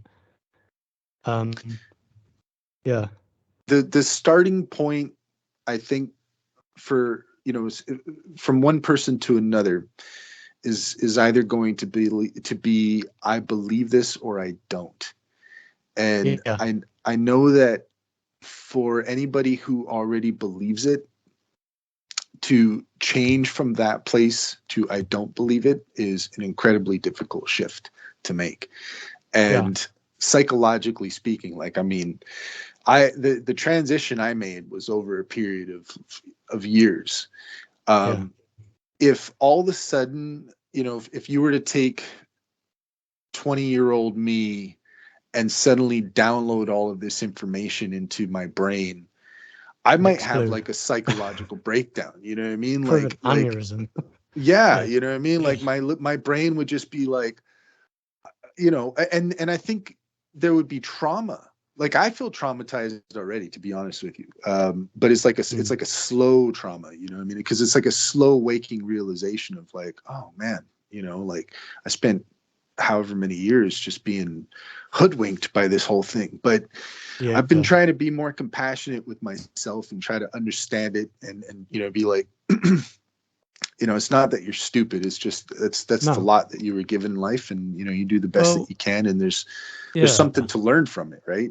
I suppose I've got an advantage in the fact that I've never been religious. I've never had anything against religion per se, and my interest has been purely historical. But I think that if people read the book and read the information on the website, and then that's right. Good. If people read the information that I presented and they feel stupid for being hoodwinked by it, I don't think that they should, because really, unless you're educated to the level that the elites were educated to, then you're not gonna know about these things. I mean, like I said, we have corruption in politics at the moment. We know we do. And there's things that we don't know going on in politics that we have no idea about. And, I mean, throughout history during the war, there's been propaganda to get people to believe a certain thing and to act a certain way. So unless people are given the information and given the education as they're growing up about how these things work, how words work, how letters work, and whatnot, then they're not going to know it. So there's no point feeling stupid. I mean, you should feel peed off, really, that the education system's been so poor. Because the general education system, especially over here in the UK, is a fairly recent thing. And it's still, when I look at it, I mean, I've got a little boy, and when I look at the work he's doing, I think, well, I've worked in various places, and I can see that the level of education that I had and my little boy's getting is below the level of education that people at, say, Oxford or Eton or private colleges get. So there's no point feeling stupid, because it I say philanger. I mean, people can feel what they want, but if you're not taught it and if you don't know what's happening, then it's no one's fault. I mean, this is for this to change people's minds and for it to change academia, because this is quite controversial and quite a massive information and quite big. I think it will take a long time to change the way people think, because an example I can give is the Historia Augusta. I don't know whether you're aware of it. It's basically a collection of biographies that is said to be composed by 6 people at different times under the rule of Diocletian and Constantine. But until the year 1889, I think it was, Herman Dessau, he basically stated that a single author had written it at a date towards the end of the 4th century. And so it kind of it was contested a lot by authority and people in scholarship. They didn't like it because it was going against what they viewed as correct. And it took long years to gain recognition. And the eminent late historian Sir Ronald Syme did a huge amount of work on it.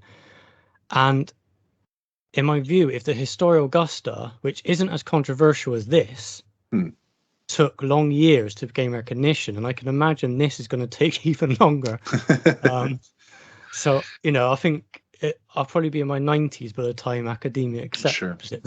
Sure. But it is what it is. Yeah, I mean, this is the waking realization that I've had, right? The more that I've moved away from fundamentalism and tried to see things from a different perspective, an informed perspective, the more that I've you kind of have to deal with the loneliness, I guess, the realization of like, okay, well, I know this now, but I still live in a world where this stuff is baked into the pie. But I really like what you're saying, because I think that's an important point that I'd like to get across to anybody who's listening, is that, again, the information we're going through here, this is not about attacking anybody or calling anybody stupid or, whatever, diminishing anybody's intelligence.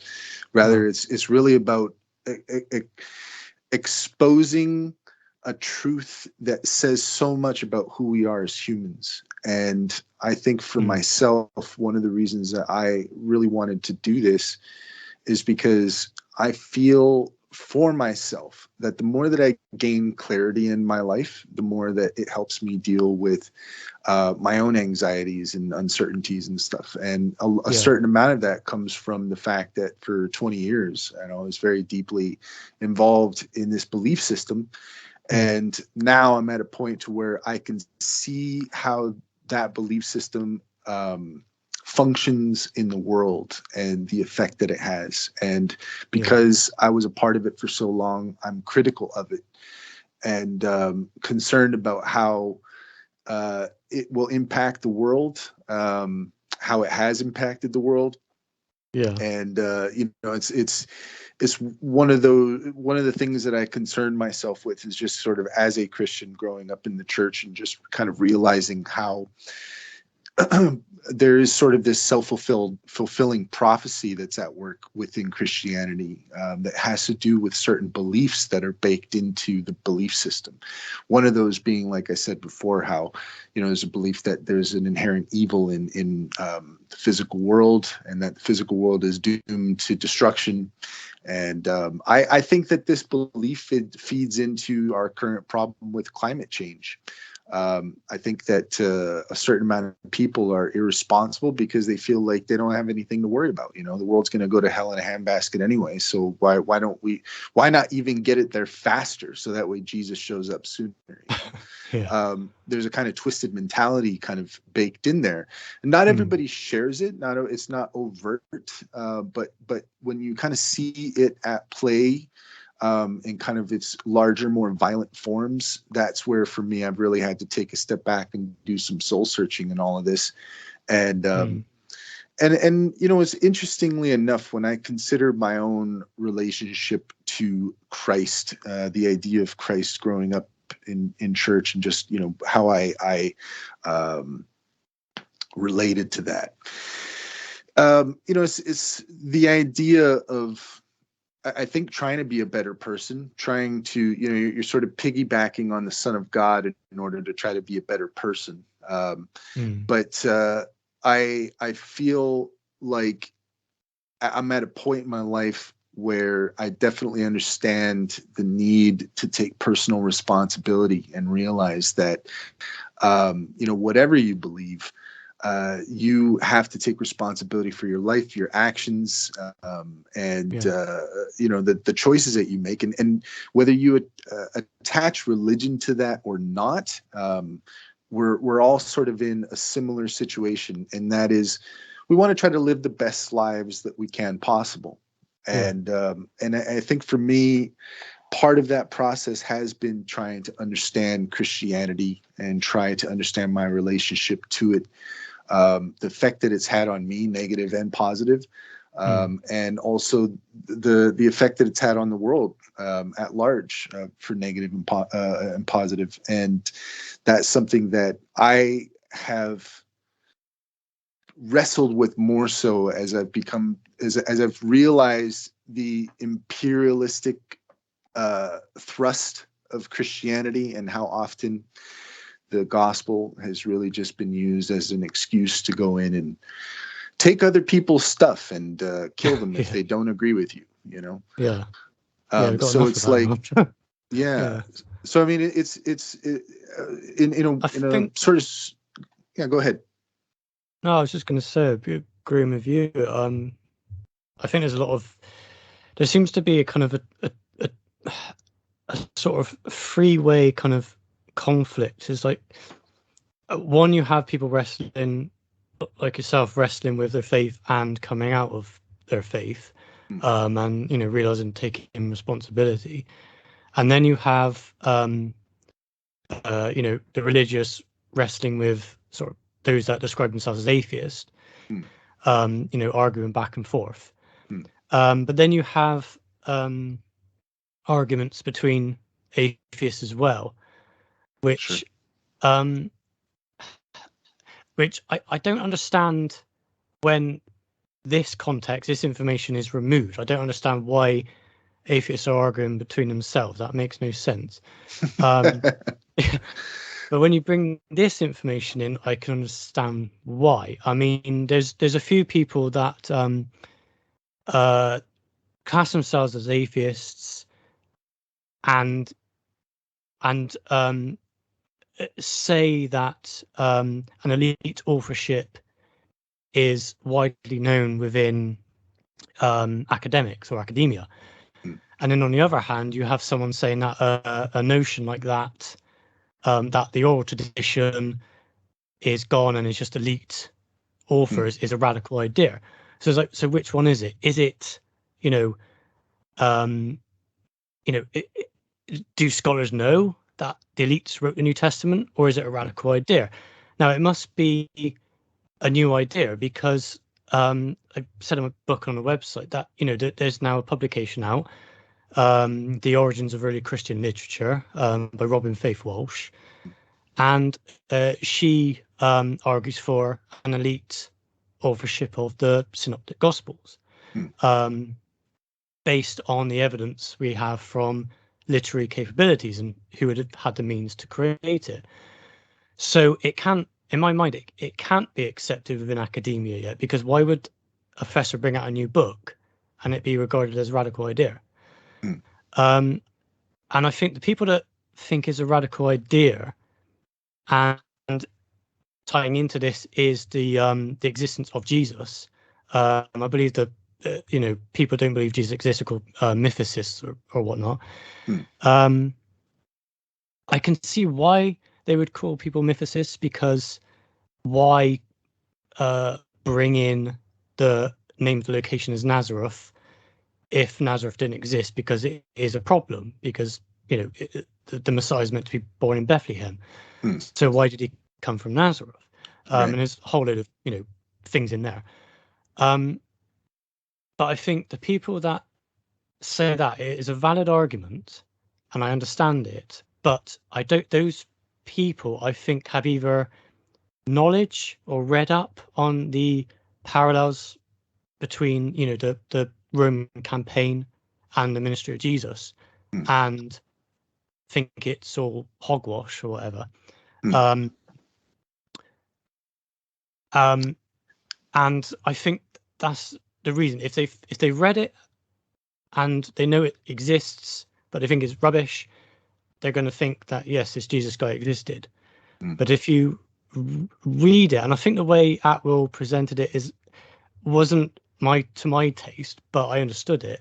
So Mm, I've tried to kind of bring it back a level and just not make it so excitable and just, make mm, it more sober. mm. Um, when you I, actually I look at all understand the what you evidence, mean by that. Yeah. yeah, yeah. Um, when you look at all the evidence and you look at you go right into it, you can see that the ministry of Jesus parallels the military campaign of Yeah. Titus and Vespasian. I think that's what people would have such a hard time with. Yeah, Like, I mean, definitely. like people have such a in their mind, most people have an idea of Jesus as being a pacifist, as being like, loving and healing and people and all that. So the idea of Jesus being um, a trick, Yeah, like here you go, here we're gonna make this nice, pretty thing that looks really sweet and says he loves you and all that. But the reality is, I mean, is something dark to such a degree that I think it would really be disturbing for most people to really kind of wrap their head around it. yeah. And I I think think that's that why the you can't force this on people. People have got to want to yeah, learn about it from right. their own will. I think for me, like what sobered me up, you might say, was just there's a saying like don't well actions speak louder than words, right? So Mm. when you look at the actions of the Christian church, when you look at how it has functioned over 2,000 years, it actions speak louder than words. So you know that to me is the disturbing part of Christian history that every Christian, I think, doesn't want to admit, but the reality is that Christianity has time and time again been responsible for violence, conquest. It's very Mm. easy when you have one group of people who feel like they have a mandate from God, they have superior military, and the mentality is you're going to go to hell anyways. Let me just send you there faster. Yeah, yeah.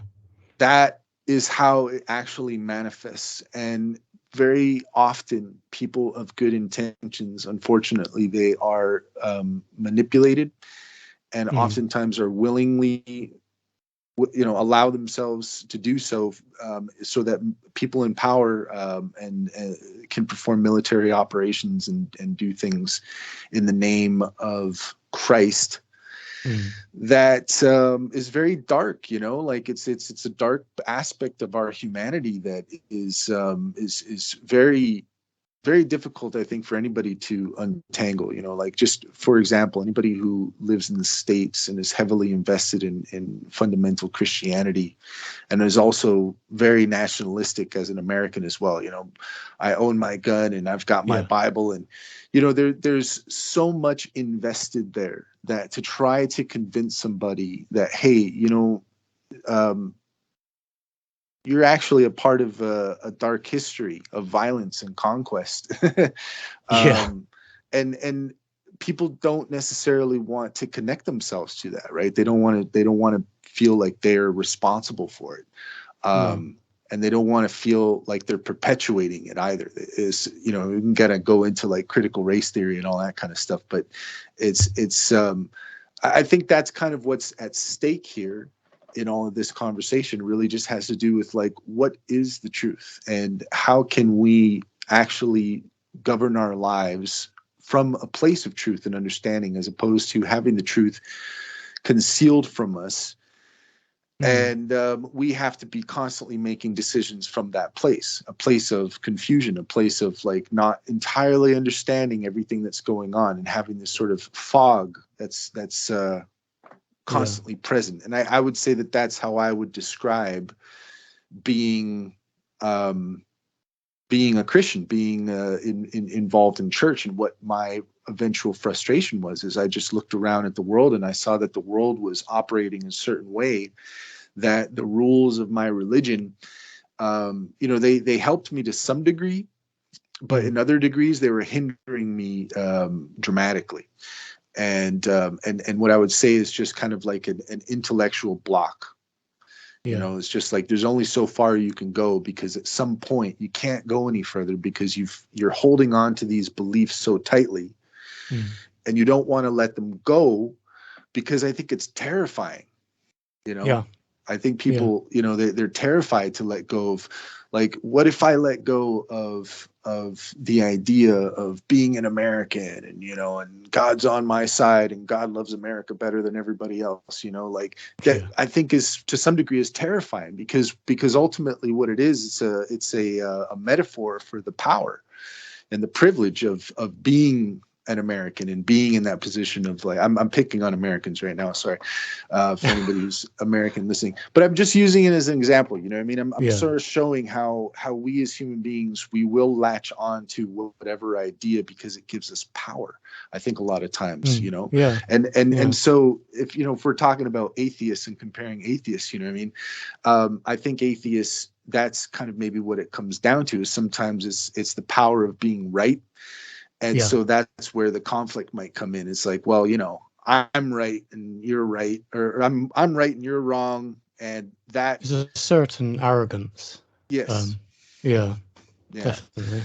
Yeah, that's my biggest, that's always been my biggest issue when becoming more of a skeptic and moving more in a direction of atheism, is a lot of times I find atheists somewhat distasteful. Not all of them, but I think there's a certain amount of anger there's with a lot of atheists, you know what I mean? And I understand it, because you're living in a world where you feel like you're just living in a crazy world, right?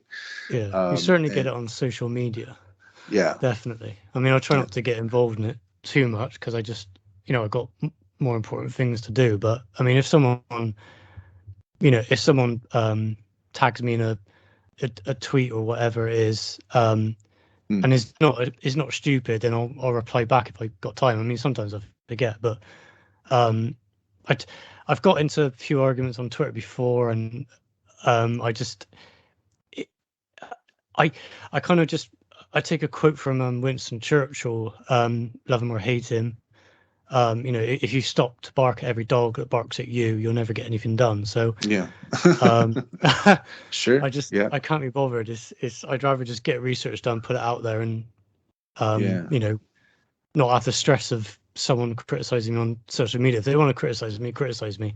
If you want to check out the information for yourself, check out the information for yourself, and, you know, verify it for yourself or debunk it for yourself. It doesn't bother me, because I feel I've done a good job and the evidence is there. I'm not going to force it down people's throats. So, you know, because that doesn't work. Well, it does for some organizations. Well, I think sometimes, you know, there's the risk of preaching to the crowd.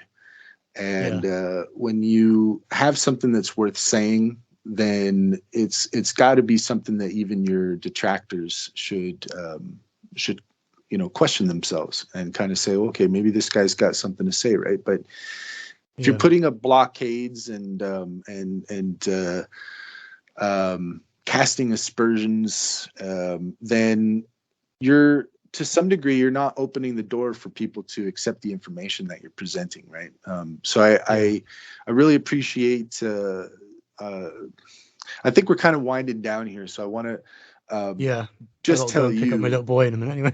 Yeah. Okay, perfect. But, you know, like, I just want to say to you, man, first of all, thank you so much for doing this. You're welcome. I've enjoyed it.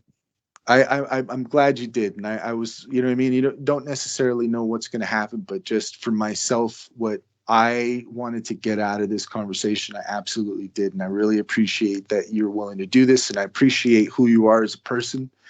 Good. And that you're, you know, you don't seem to have any axes to grind. You're just looking at the data and putting it out and allowing people to make up their own minds about it. And I respect that. And I'd say for myself that just the opportunity to have a conversation like this and put to rest some of my own questions and curiosities that just kind of linger in the back of your mind, the opportunity to kind of set some stuff straight with someone like you is really a joy for me. And I hope that other people get something out of this. And Yeah, I man, hope so. just thank you so much.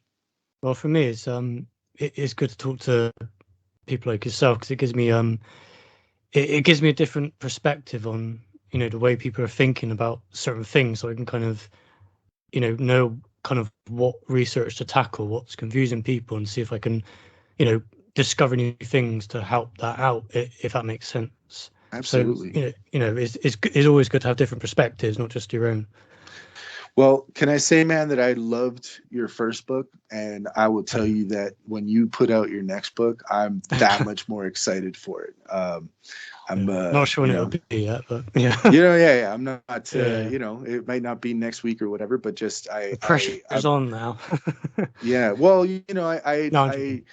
I know that doing something like you did and just going into that, I mean, everything that's in this book, it's not a super long book, but just there's so much jam packed in it, so much information that's just one rabbit hole after another.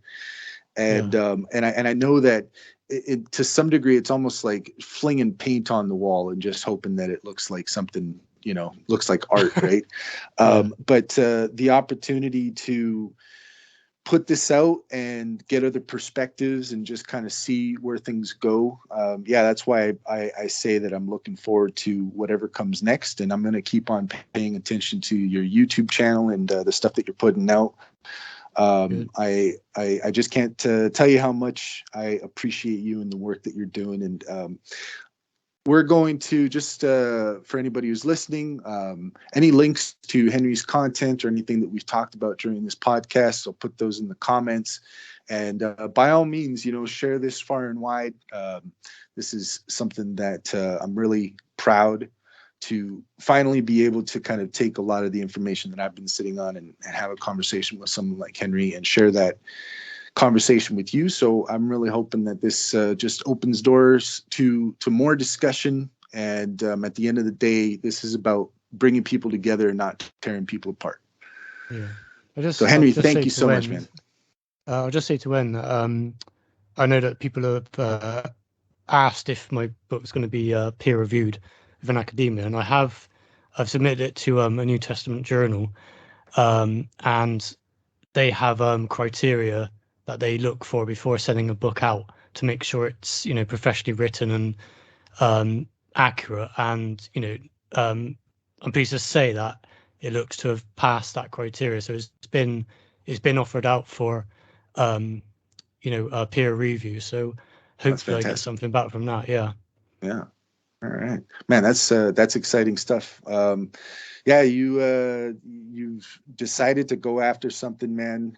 I respect it. I respect the work that you've done. It's just what I love about it is it's like looking at like a mess, and you're just like, I don't know where to start, and I don't want to, you know what I mean? And then you come back, and then somebody else has come and they've cleaned it up and organized it, and you're like, oh, dude, thank you so much. Like, that's how I feel right now. So, yeah. So like, I've got a prescription to aspirin, that's for sure.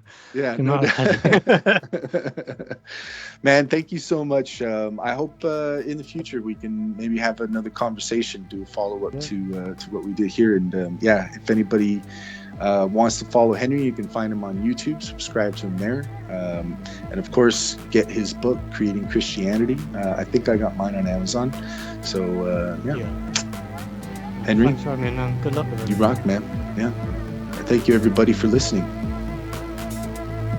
Don't forget to subscribe to my SoundCloud channel, and you can also find me on YouTube at House of This, as well as Twitter. Also, I have an online store now, so if you go to myshopify.houseofthis.com, you can find all sorts of merch there, t-shirts, coffee cups, etc. It's a way for you to support the show. Thank you so much, everyone, for listening. We'll talk to you next time.